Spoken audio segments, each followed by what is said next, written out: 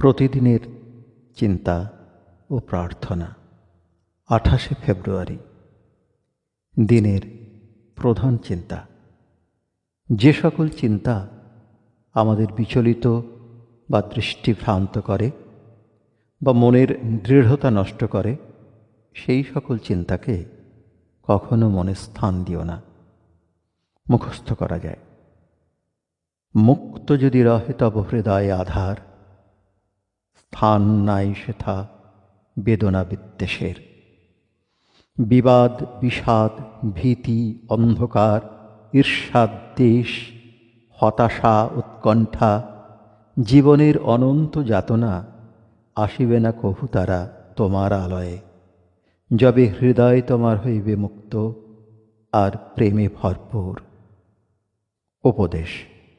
উন্নত ভাব দিয়ায় আমরা ক্ষুদ্র তুচ্ছ ভাবকে জয় করি। অশুভ তো আছেই, কিন্তু তাহাকে অনিবার্য সত্য বলিয়া গ্রহণ আমরা কেন করিব?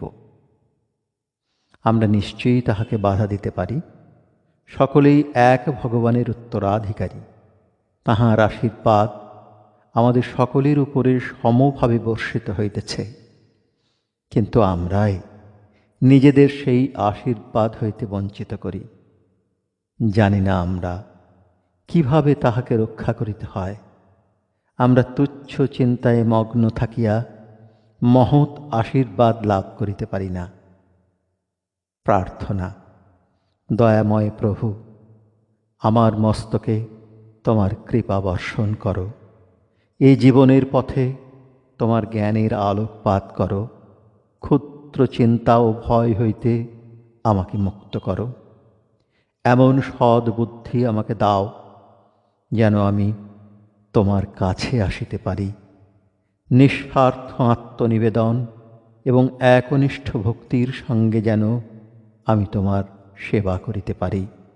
তোমার শান্তি আমাকে দান করো প্রভু।